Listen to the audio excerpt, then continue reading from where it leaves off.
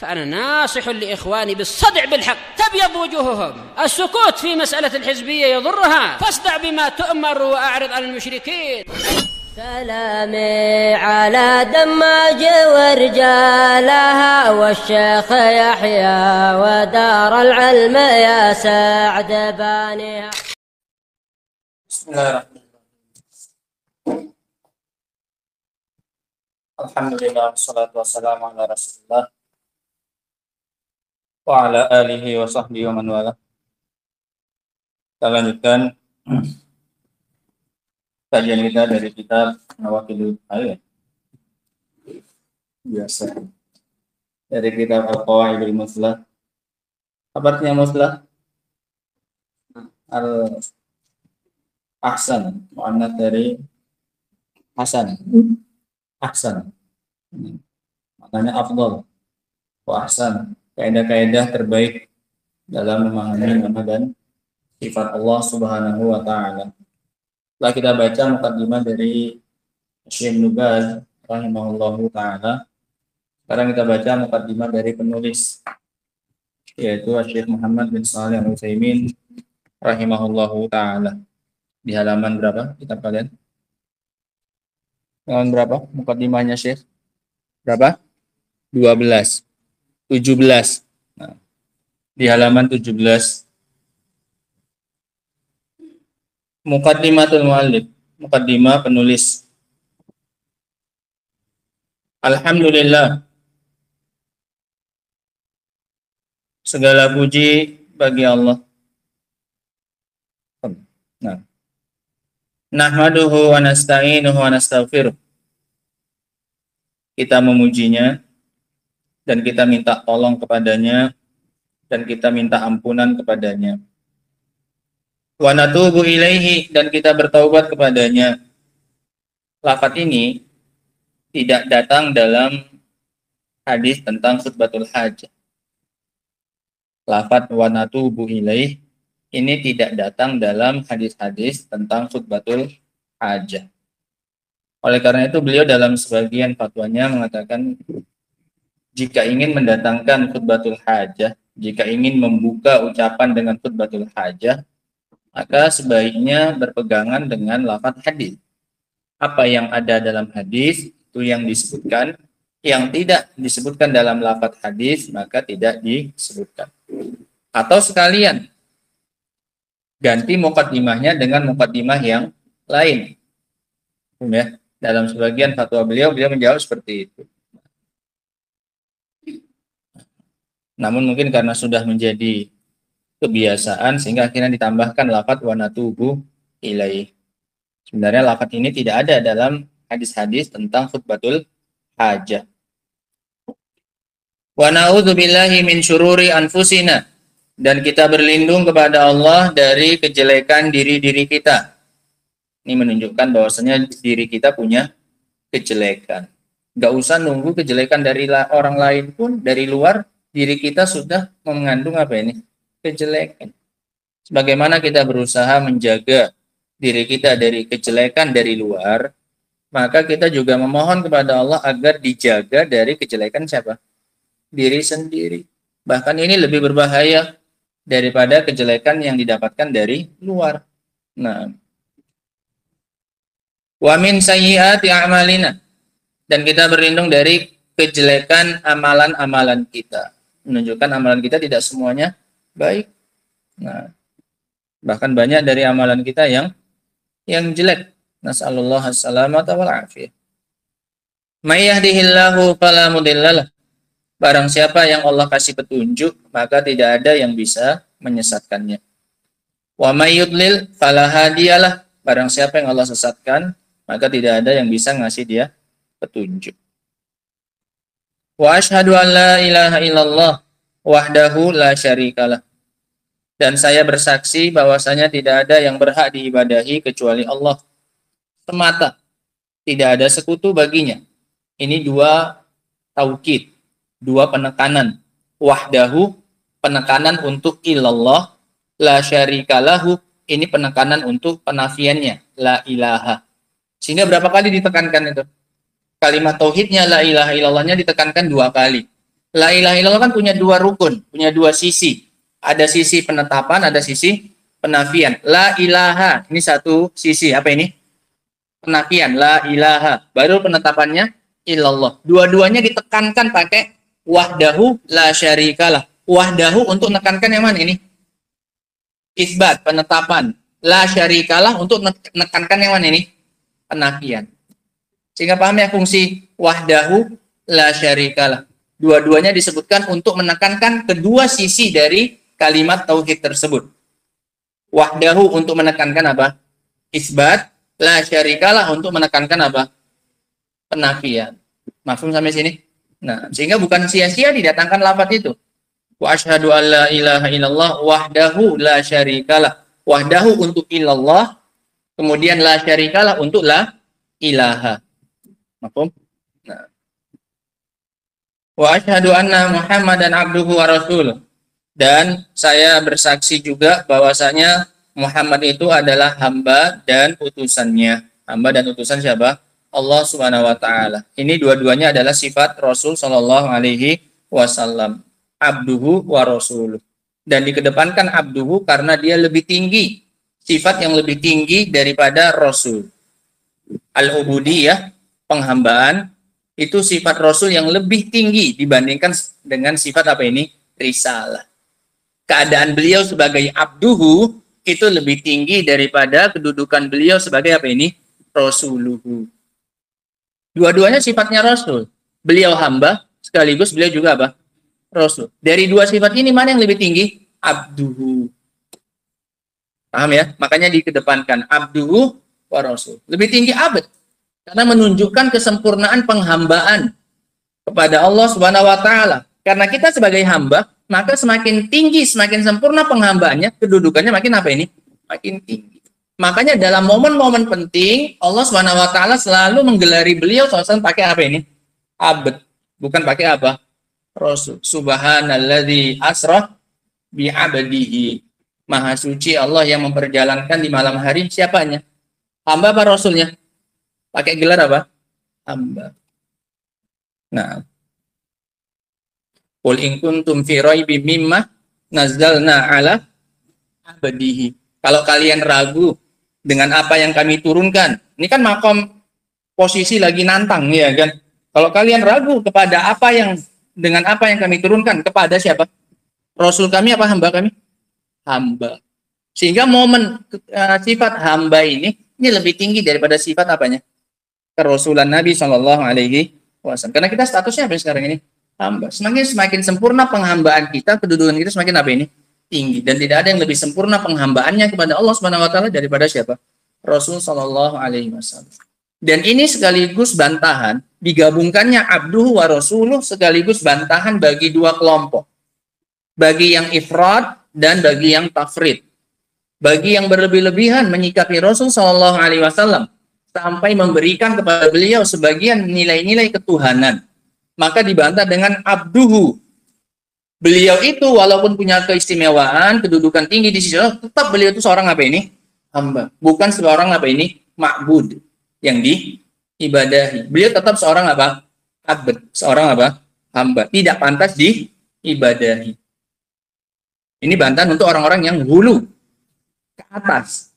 Karena hulu itu bisa dua. Bisa hulu ke atas, bisa hulu kemana? Bawah. Karena artinya hulu apa ini? Mujawazatu al-had, melewati apa? Batas. Dan batas itu ada dua. Selalu. Ada batas atas, batas apa? Bawah. Ketika lewat batas atas, hulu. Batas bawah nggak nyampe juga namanya apa? Hulu. Turun sampai ke bawah kali pun juga namanya apa? Hulu. Untuk yang melampaui batas ke atas, dibantah dengan apa? Muhammad itu adalah abd. Seorang apa? Hamba. Bukan seorang apa? Tuhan. Bukan sesembahan dia itu. Sehingga nggak pantas kalian berikan kepadanya nilai-nilai ketuhanan. Kemudian Rasuluhu bantahan kepada orang yang apa ini? Tafrid. Orang yang berkurang-kurangan kepada beliau Shallallahu Alaihi Wasallam. Dan menyamakan beliau dari segala sisi dengan manusia biasa. Beliau manusia, kita juga manusia sama. Ini bantahan untuk mereka. Walaupun beliau manusia biasa, tapi beliau seorang apa ini? Rasul. Seorang apa? Utusan. Makanya kata sebagian ulama, abdun. Beliau itu hamba, fala yu'bad. Maka tidak diibadahi. Rasulun fayuttaba. Dan beliau seorang rasul maka diikuti. Paham ya? Nah, beliau itu seorang apa? Abdun fala yu'bad. Hamba, tidak diibadahi, tidak disembah. Rasulun fayuttaba. Beliau seorang rasul maka diikuti. Ini hikmah dari penggabungan dua sifat ini. Abduhu wa rasuluh. Sudah? Nah.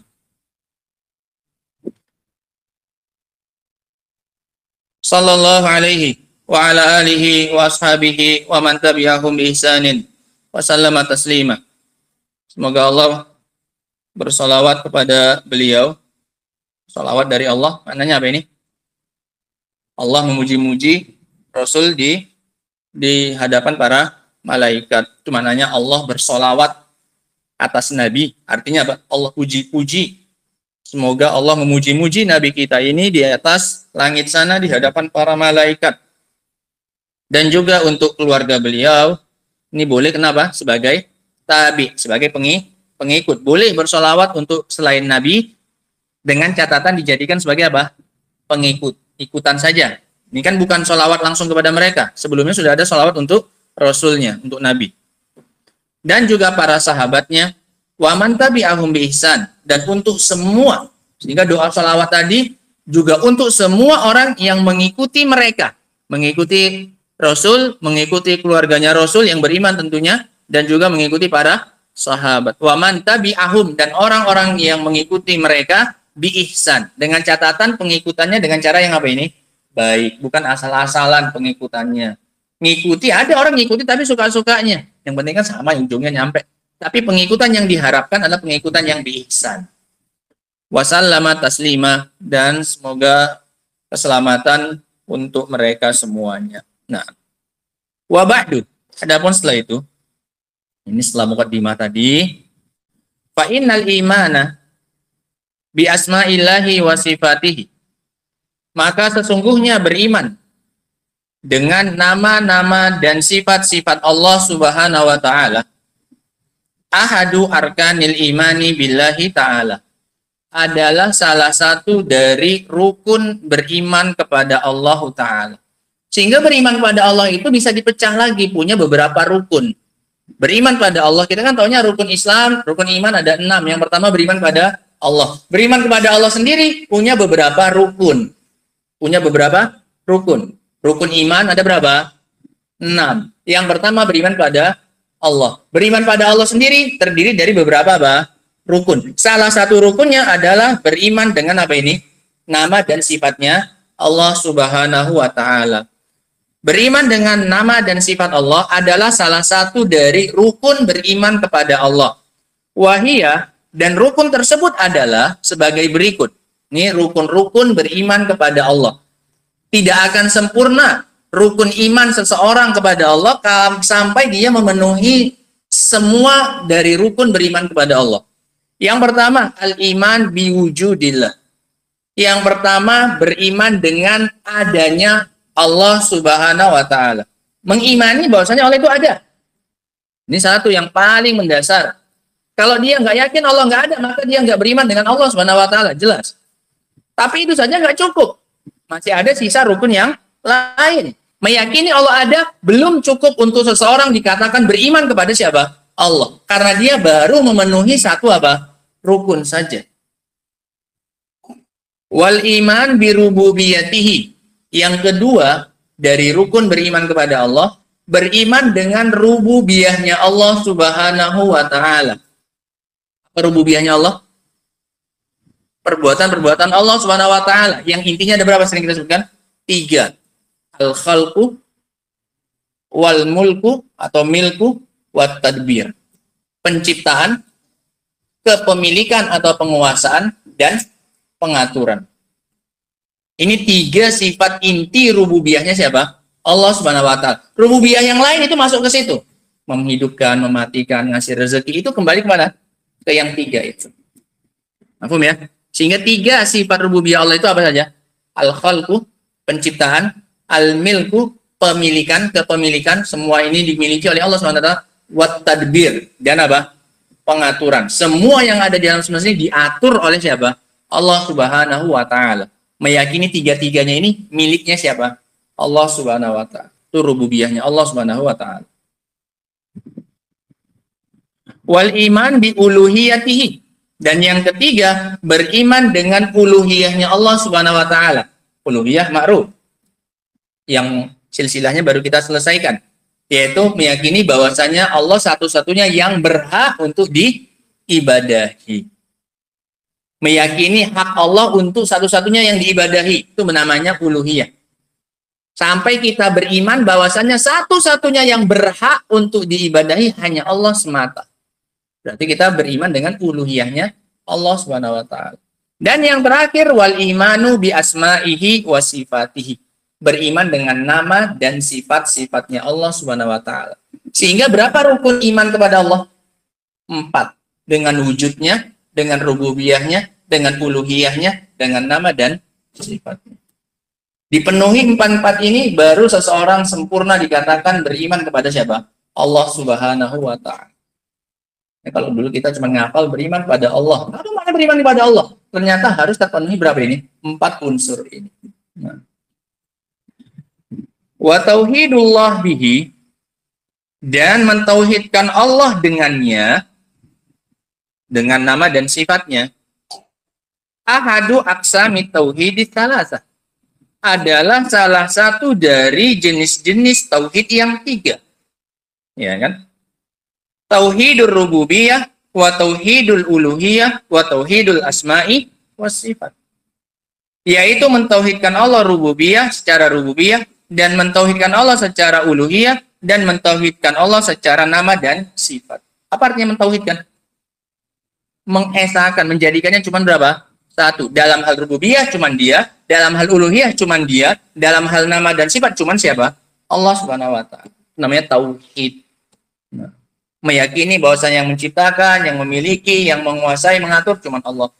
Meyakini satu-satunya yang pantas ibadahi cuma Allah. Meyakini yang punya asmaul husna dan juga sifat-sifat yang sempurna itu hanya siapa? Allah Subhanahu wa taala. Nah, famanzilatuhu fid dini aliyatun wa ahammiyatuhu azimatun. Maka kedudukan apa ini? Tauhid nama dan sifat di dalam agama sangat tinggi, punya kedudukan yang tinggi. Kenapa? Salah satu dari jenis tauhid. Wa ahammiyatuhu azimah, dan kepentingannya sangat besar. Ini sangat penting. Pentingnya dia sangat besar. Wala yumkinu ahadan an ya'budallaha alal wajhil akmal, dan tidak mungkin bagi seseorang untuk dia beribadah kepada Allah dengan cara yang paling sempurna hatta yakuna ala ilmin bi asma'illahi ta'ala wa sifat.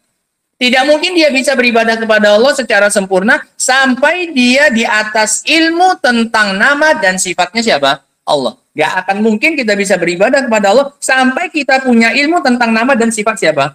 Allah Subhanahu wa taala. Kamu mau doa, minta rezeki. Gimana cara mintanya kalau kamu nggak tahu bahwasanya Allah adalah zat yang maha memberi apa ini? Rezeki. Kan sifatnya siapa itu? Allah. Bagaimana bisa kamu bertawasul?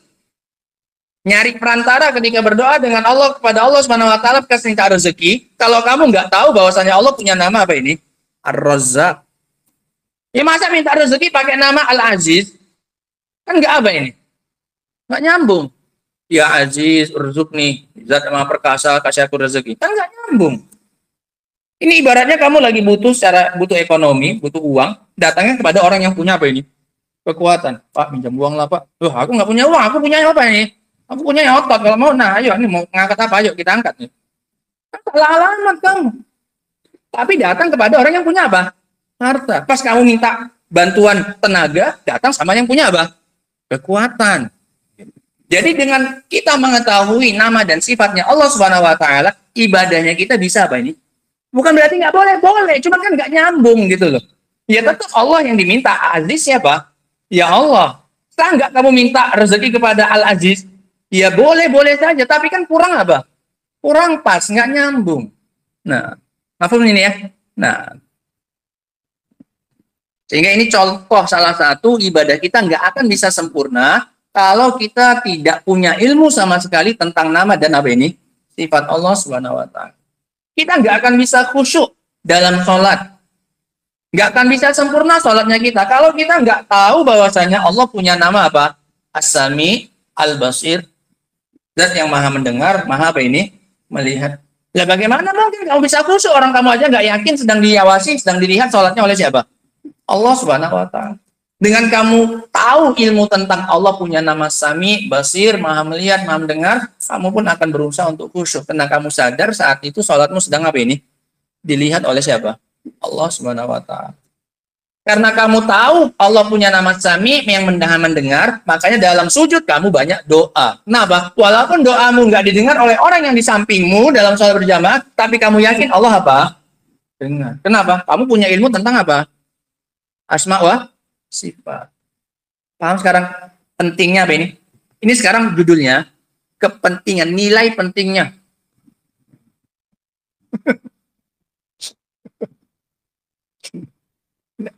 Ini menunjukkan pentingnya, seberapa penting ilmu tentang nama dan apa ini? Sifat Allah SWT digaris bawahi. Tidak mungkin seorang bisa beribadah kepada Allah secara sempurna kecuali kalau dia punya ilmu tentang nama dan apa? Sifat. Apa judul kecilnya ini? Pentingnya mempelajari atau pentingnya ilmu apa? Nama dan sifat. Itu kasih judul kecilnya gitu.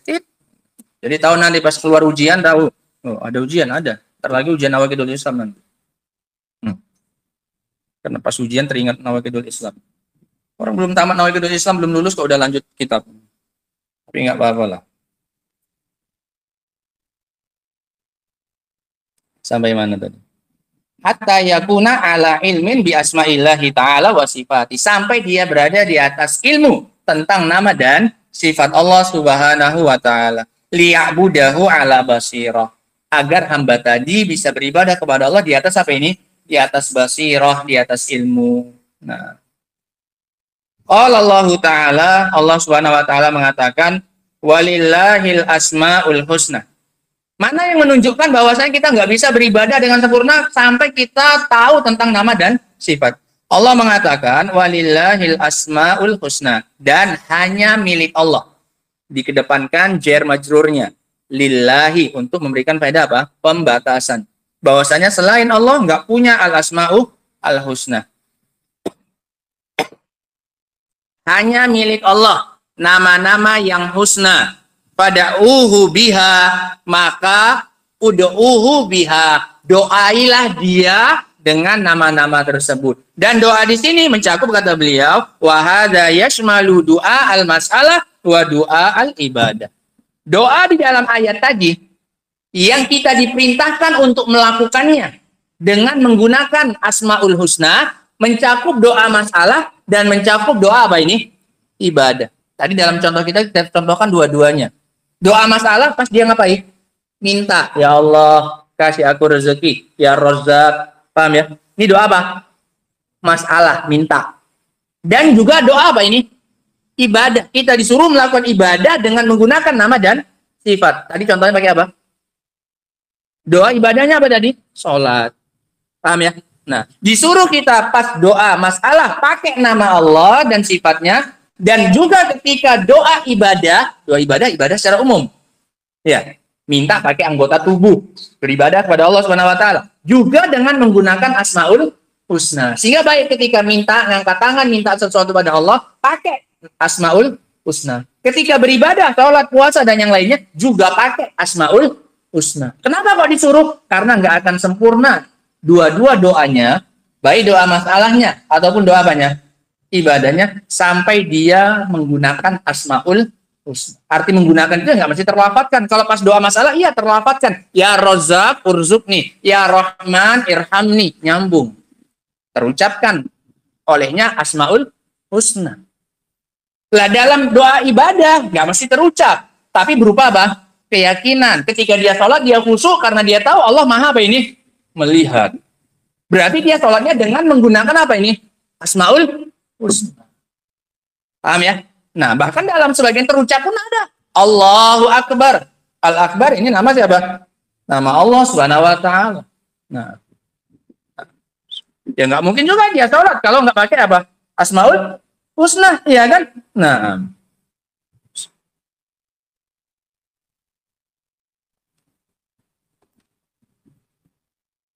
Mau minum aja pun pakai asmaullah. Bayang nggak? Saya baca Bismillahirrahmanirrahim. Bismillah aja pernah. Bismillah. Minimal udah ada siapa? Lafaz apa? Jalalah Allah. Nah, pada biha, maka berdoalah, mencakup doa ibadah dan doa apa? Masalah. Pada doaul masalah, maka doa masalah antuqaddima baina yaday matlubika. Engkau dahulukan. Antuqaddim, engkau dahulukan di depan permintaanmu, di depan berarti sebelumnya. Ya. Engkau dahulukan di depan permintaanmu min asma'illahi ta'ala, dari nama Allah Ta'ala, ma yakunu munasiban. Dikasih nama Allah yang apa? Sesuai. Munasib, yang nyambung. Misal, antakula. Seperti contohnya engkau katakan, ya Ghafur, ighfirli. Wahai Ghafur, ighfirli. Nyambung. Ghafur artinya zat yang maha apa? Pengampun. Kamu mau minta apa soalnya? Pengampunan. Ya Ghafur, ighfirli. Ya Rahim, irhamni. Wahai Rahim, irhamni. Kasihi aku. Ya Hafidh, ihfadni. Wahai Hafidh, jagalah aku. Sehingga nyambung antara nama yang digunakan, Asmaul Husnanya, dengan apanya? Isi apanya? Isi doanya. Kalau nggak tahu tentang nama dan sifat, nggak mungkin bisa ngasih nama yang apa ini? Sesuai dengan isi apanya? Isi doanya. Makanya tadi kita bilang ngawur-ngawur jadinya doanya. Walaupun tetap saja yang dituju ya siapa? Allah Subhanahu wa Ta'ala. Tapi kan jadinya nggak nyambung. Pak, Bapak kan punya kekuatan. Bapak hebat bisa ngangkat 100 kilo dengan jari jentik aja. Misal. Tolong Bapak, aku butuh uang ini Pak, 100.000. Loh, dia pun menggaruk kepala. Apa hubungannya kekuatanku sama ngasih kau apa ini?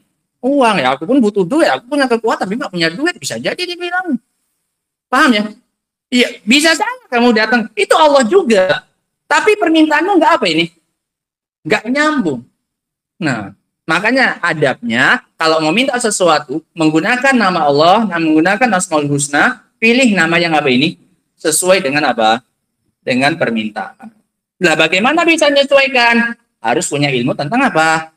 Asma wa sifat. Makanya belajar qawaidul apa? Muslah. Makanya datang duduk di majelis apa?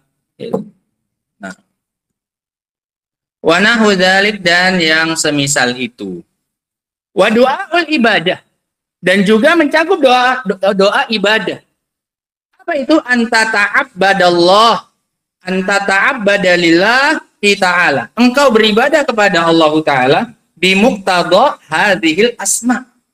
Engkau beribadah kepada Allah dengan konsekuensi dari nama-nama tersebut. Apa yang diminta oleh nama tersebut engkau wujudkan dalam bentuk apa? Ibadah. Karena Allah punya nama Tawwab, kamu munculkan ibadah apa ini? Taubat. Kalau kamu nggak tahu Allah punya nama Tawwab yang maha menerima taubat, kamu nggak akan apa ini? Taubat ya, entah diterima entah enggaknya, ngapain aku taubat. Tapi karena kamu tahu Allah punya nama At-Tawwab, makalah muncul ibadah apa namanya? Ini namanya beribadah dengan konsekuensi tuntutan dari nama Allah apa? At-Tawwab. Karena kamu tahu tadi di atas Allah punya nama Ghafur, kamu munculkan ibadah yang namanya apa ini? Istighfar. Nah, kan kamu beristighfar kalau kamu nggak tahu Allah maha apa ini? Pengampun. Paham ya? Nah. Fatakumu bitaubati ilaihi, maka kamu pun melakukan taubat kepada Allah li'annahu tawwab, karena kamu tahu dia punya nama apa? At-Tawwab. Wa tadhkuruhu bilisani, dan engkau sebut-sebut nama itu dengan apa? Dengan lisanmu. Ya Tawwab, tub ilayya. Kamu sebut-sebut dengan lisanmu. Li'annahu sami'. Kenapa disebut-sebut nama itu? Karena kamu tahu dia maha apa ini? Mendengar. Tata'abbadu lahu bijawarihik. Engkau beribadah kepada Allah dengan anggota tubuhmu. Li'annahul basir. Kamu pakai anggota tubuhmu untuk beribadah karena kamu tahu dia punya nama apa? Basir, yang maha apa ini? Melihat. Semua gerakanmu, sholatmu, yang dan lainnya yang ada gerakannya, Allah melihat. Makanya kamu pakai badanmu untuk apa ini? Untuk ibadah. Karena dia maha apa ya? melihat. Kalau nggak dia nggak maha melihat, ngapain capek-capek? Walaupun nggak tahu kok. Ngapain mau tunjukkan sama siapa ibadahnya? Nah, wataksyahu fisir. Dengan itu juga kamu akan takut kepada Allah dalam keadaan apa ini? Sendirian. Dalam keadaan tidak ada yang mengetahuinya. Kenapa? Kamu tahu Allah maha apa ini? Basir, melihat. Li'annahul latiful khabir, karena dia adalah zat yang maha latif, yang maha lemah lembut, wal khabir, yang maha mengetahui perkara yang tersembunyi. Khabir, yang mengetahui perkara yang apa ini? Tersembunyi. Nah, ini lebih khusus daripada al-alim. Al-alim umum. Nah, al-khabir ini biasanya untuk yang apa ini? Yang tersembunyi. Nah, wahakadha, dan begitu seterusnya. Nah, wa min ajli manzilatihi hadhihi, dan oleh karena kedudukannya inilah. Kedudukan siapa? Ilmu asma dan sifat. Karena kedudukannya inilah, wa min ajli kalamin nasi fihi bil haqqi taratan. Sekarang ini alasan beliau menulis kitab ini. Yang pertama apa? Karena tingginya kedudukan ilmu tentang asma dan sifat. Yang kedua, alasan beliau mengarang buku ini, wa min ajli kalamin nasi fihi bil haqqi tarah. Dikarenakan ucapan manusia tentang masalah ini terkadang dengan kebenaran, wabil batili an-nashi anil jahli wa ta'assubi taratan ukhra, dan dengan kebatilan yang muncul dari kebodohan atau kefanatikan, ta'assub, dengan kelompoknya, dengan pemikirannya. Di kesempatan yang lain, terkadang orang bicara tentang masalah ini dengan benar, terkadang orang bicara dalam masalah ini dengan yang batil. Karena banyaknya pembicaraan, kadang benar, kadang salah. Ahbabtu an aktuba fihi matayassara. Maka saya ingin untuk menulis dalam masalah ini sesuatu yang dimudahkan, minal qawaid, tentang kaedah-kaedah. Sehingga berapa alasan dia menulis kitab ini? Dua. Yang pertama karena tingginya ilmu tentang asma wa sifat. Yang kedua karena banyaknya orang yang berbicara tentang masalah ini. Terkadang orang bicara dengan benar, seringnya orang bicara dengan masalah ini dengan apa ini? Batil. Yang berisi kaedah-kaedah. Rajian minallahi ta'ala, dengan mengharap dari Allah subhanahu wa ta'ala, an yaja'ala amali khalisan, dengan mengharap dari Allah Subhanahu wa taala menjadikan amalanku ini ikhlas liwajhihi, untuk mengharapkan wajahnya Allah, muwafiqan limardhatih, dan mencocoki keridhaan Allah, nafi'an li ibadihi, dan bermanfaat bagi hamba-hambanya. Wasammaituhu, dan saya namai kitab ini al-qawaidal muslah. Punyana qawaidu, salah. Dan saya namai kitab ini dengan Al-Qawaidal Muslah, kaedah-kaedah terbaik fi sifatillahi ta'ala, tentang sifat-sifat Allah Ta'ala, wa asma'ihil husna, dan nama-namanya yang husna. Selesai. Mana tadi Anda persiapan sampai kaidah pertama? Ini enggak sampai waktu itu. Enggak apa-apa. Alon-alon asal lakon. Wallahu ta'ala alam bisawab. Ini mukaddimah yang sangat berharga. Sehingga isi mukaddimah ini apa? Kesimpulannya, biar dapat faedah pulangnya. Yang pertama apa? Rukun beriman kepada Allah. Ada berapa? 4. Jenis-jenis apa? Tauhid. Ada berapa? 3. Kemudian apa lagi? Kedudukan mempelajari apa ini? Asma dan sifat. Karena apa pentingnya? Agar bisa beribadah kepada Allah secara apa ini? Sempurna. Baik doa masalah ataupun doa apa ini? Ibadah.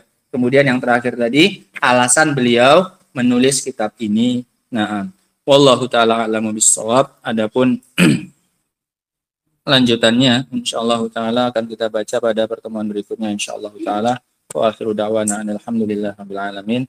Subhanakallahumma bihamdika asyhadu an la ilaha illa anta astaghfiruka wa atubu ilaik. Walhamdulillahirabbil alamin.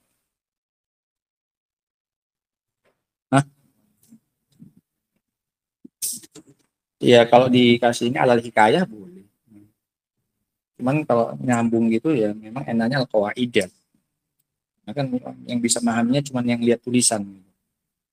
Buku asalnya kan bacanya langsung gitu, bukan alal hikayah. Hah? Iya, bisa. Sebagai maf'ul bihnya. Apa yang tidak memungkinkan bagi dia? Gitu. Wala yang kita boleh zahirnya bisa dua, atau bisa dia mutaadi dengan huruf jar atau bisa langsung. Coba lihat di kamus, bisa mungkin bisa dua penggunaan. Bisa mutaadi bi harfil jar atau mutaadi apa? Bi nafsihi.